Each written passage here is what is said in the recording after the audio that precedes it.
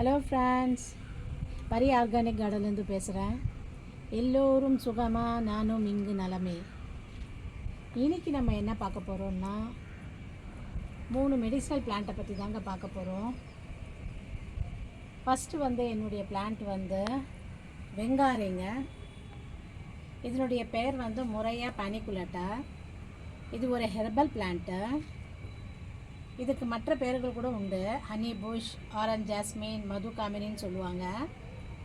இதில் பாருங்களேன், எவ்வளோ க்ரீன் லீவ்ஸ், அதில் ஒயிட் ஃப்ளவர்ஸ் பார்க்கவே ரொம்ப அழகாக இருக்கும்.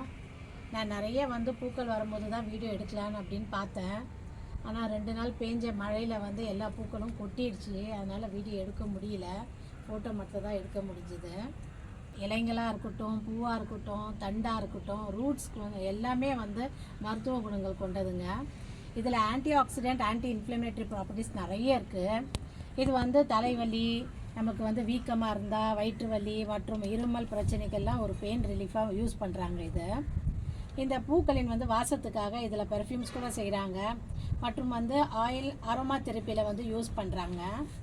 இதனுடைய லீவ்ஸ் ஸ்பைசஸில் மற்றும் இதனுடைய உட்டை காஸ்மெட்டிக் பவுடராக யூஸ் பண்ணுறாங்க. நான் பாருங்களேன், இது நல்ல ஒரு சன்லைட்டில் தான் வச்சுருக்கேன்.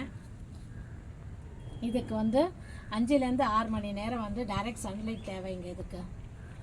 இது ஈஸியாக க்ரோ பண்ணலாங்க. இதை சீட்லேயும் க்ரோ பண்ணலாம், கட்டிங்லேயும் க்ரோ பண்ணலாங்க. இங்கே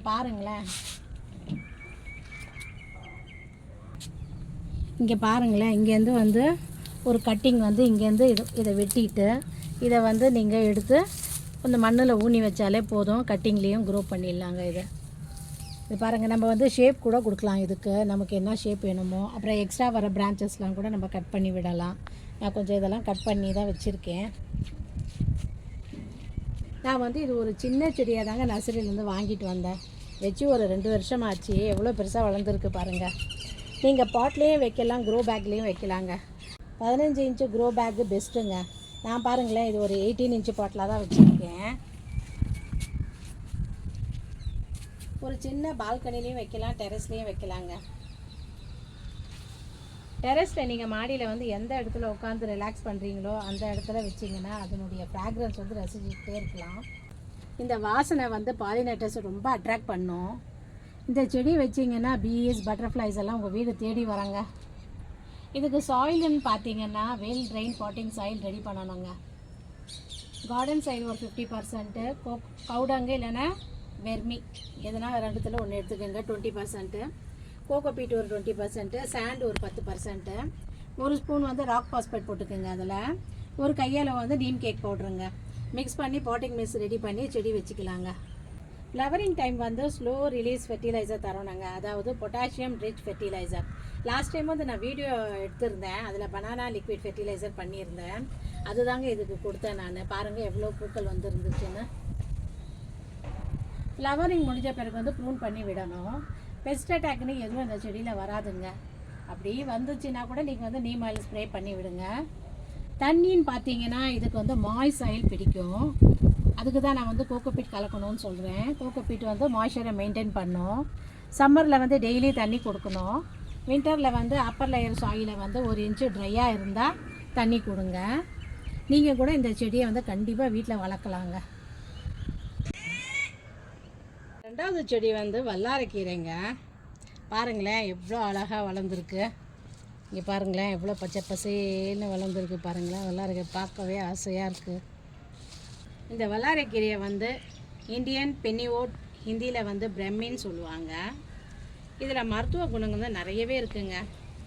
இது வல்லமை மிக்க கீரை என்பதால் இதுக்கு வல்லாரைன்னு சொல்லுவாங்கங்க. இதில் vitamin A, vitamin C, iron, calcium நிறைஞ்சு இருக்குங்க. இந்த கீரை பெனிஃபிட்ஸ்ன்னு பார்த்தீங்கன்னா, நம்ம பார்த்துருப்போம், நம்ம பெற்றோர்கள் வயசாச்சுன்னா மறதி அதிகமாகிடும். எங்கள் அப்பாவுக்கும் இருந்துச்சு. இந்த வல்லாரைக்கீரையை சாப்பிட்டா மெமரியை பூஸ்ட் பண்ணுங்க. நமக்கே சில சமயம் எந்த பொருளை எந்த இடத்துல வச்சோன்னு சொல்லிட்டு நமக்கே ஞாபகம் இருக்காது. இந்த கீரையை எடுத்துக்கிட்டால் நல்லதுங்க நமக்கு. இந்த வல்லாரைக்கீரை ஹீமோக்ளோபின் எண்ணிக்கை அதிகரிக்கும். மவுத் அல்சர் இருந்துச்சுன்னா இந்த இலையை பச்சையாக ஒரு 5 இலையை வாயில் போட்டு மென்று சாப்பிட்டாலே வாய்ப்புண் சரியாயிடும். இந்த வல்லாரைக்கீரை வந்து பொடியாக கூட கிடைக்குதுங்க, டேப்லெட்டாக லேகியமாகவும் கிடைக்குது. நம்ம ஏன் வெளியில் வாங்கணும்? நாம் இந்த மாதிரி செடியை வீட்டில் வளர்த்தோன்னா இந்த இலைகளை எடுத்து நம்ம நிழலில் காய வச்சு பொடி செஞ்சு வச்சு டெய்லி நம்ம யூஸ் பண்ணோன்னா நம்மளுக்கு இருமல் சளி போன்ற பிரச்சனை சரியாயிடுங்க. இந்த வல்லாரைக்கீரையில் நம்ம கூட்டு சட்னி சாலடில் கூட சேர்த்துக்கலாங்க.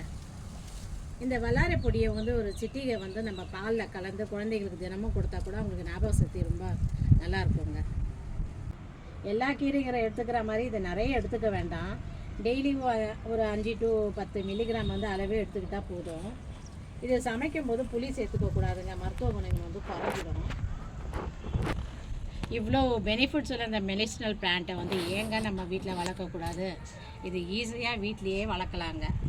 நம்ம இந்த செடியை நர்சரியிலேருந்து வாங்கிட்டு வரலாம். இல்லை நம்ம ஃப்ரெண்ட்ஸ் சர்க்கிளில் யாருன்னா வீட்டில் இந்த மாதிரி இருந்துச்சுன்னா ஒரு 2-3 வேரோடு கீரையை மட்டும் நீங்கள் வச்சுட்டு வந்துட்டிங்கன்னா வச்சாலே போதும், இந்த மாதிரி அடர்த்தியாக வளர்ந்துடுங்க. இதனுடைய பாட்டிங் மிக்ஸ்ன்னு பார்த்தீங்கன்னா கார்டன் சாயில் 40%, கவுடங் இல்லைனா வெறுமை ஒரு 20% போட்டுக்குங்க, கோகோபீட் ஒரு 20%, அதில் ஒரு கையளவு நீம் கேக் பவுடர் போட்டுக்கோங்க. ஒரு ஸ்பூன் நான் ராக் பாஸ்பேட்டை போட்டிருக்கேன். இப்போ நான் முட்டையும் கலப்பேன்.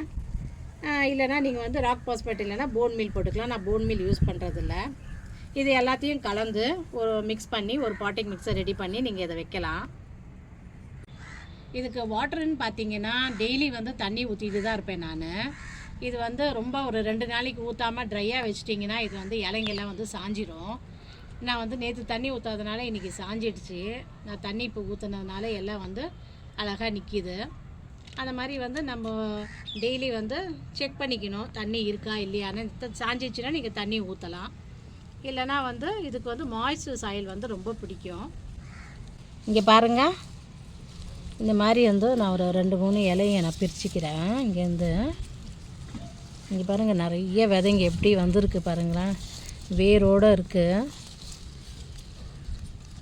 இதில் நிறைய வேரோடு வந்துடும்.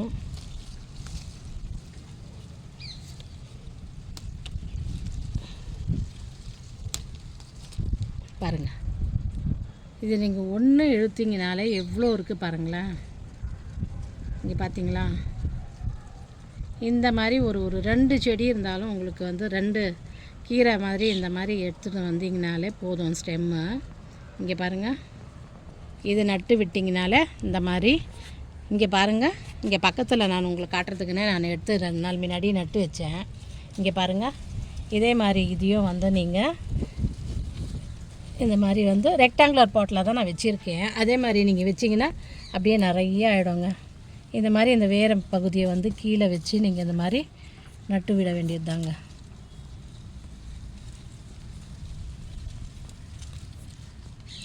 பாருங்கள், அவ்வளோதான். இந்த மாதிரி வச்சிங்கனாலே அது நிறைய ஆகிடும். பாருங்கள், ஒரே ஒரு தொட்டியில் மட்டும் இவ்வளோ நிறைஞ்சிருக்கு. நான் இங்கேருந்து இப்படி தான் எடுத்து இங்கே பக்கத்தில் பண்ணியிருக்கேன். இதுவும் பாருங்கள், இதே மாதிரி ஃபுல்லாக இந்த மாதிரி எப்படி வந்திருக்கோ அதே மாதிரி இங்கேயும் வந்துடுங்க. இந்த தொட்டியை அதே மாதிரி ஃபுல்லாகிடும். நீங்கள் கண்டிப்பாக இந்த செடியை வீட்டில் வளர்க்கணுங்க. நம்ம 3வது செடி கீழாநெல்லிங்க. இது நம்ம கார்டனில் எல்லா இடத்துலையும் வளரக்கூடிய ஒரு செடிங்க. இதை பைலாந்தஸ் நெரூரி மற்றும் ஹிந்தியில் பூமி ஆம்பலான்னு சொல்லுவாங்க. நாம் இதுக்கு தனியாக சாயில் ப்ரிப்பேர் பண்ண தேவையில்லை, இதுக்கு தனியாக கேர் பண்ண தேவையில்லை. இது இஷ்டத்துக்கு எங்கே வேணாலும் வளருங்க. இது நம்ம கார்டனில் அதுவாக தானாக முளைக்கும். அது நம்ம வீட்ஸ்ன்னு நினச்சி பிடுங்கி போடாமல் நம்ம அதை டெய்லி யூஸ் பண்ணால் அதில் அவ்வளோ மருத்துவ குணங்கள் உண்டுங்க. அதில் நம்ம ஐடென்டிஃபை பண்ணணுன்னா இந்த இலைக்கு பின்புறம் சின்ன சின்னதாக ரவுண்டாக விதைக மாதிரி இருக்குங்க. இது 2 ஃபீட்டு வரைக்கும் வளருங்க. இது இங்கே பாருங்கள், ஃப்ரண்ட்டில் இந்த மாதிரி இருக்கும் இலை. அதுக்கப்புறம் அந்த இலைக்கு பின்புறம் பாருங்கள், இங்கே பாருங்கள் குட்டி குட்டி விதைங்க. இங்கேயும் பாருங்கள் குட்டி குட்டி விதைங்க. இது தெரியுதா உங்களுக்கு? இது தாங்க இதனுடைய ஐடென்டிஃபிகேஷன். உங்களுக்கு இந்த செடியை பற்றி தெரிஞ்சுருந்தால் நம்ம ரோட் சைடெல்லாம் பார்த்துருக்கலாங்க, நிறைய வளர்ந்துருக்கும். எடுத்துகிட்டு கூட நடலாம் நம்ம. இல்லைன்னா நர்சரியிலையும் கிடைக்குங்க. இதில் ஆன்டி ஆக்சிடென்ட் நிறைஞ்சி இருக்குங்க.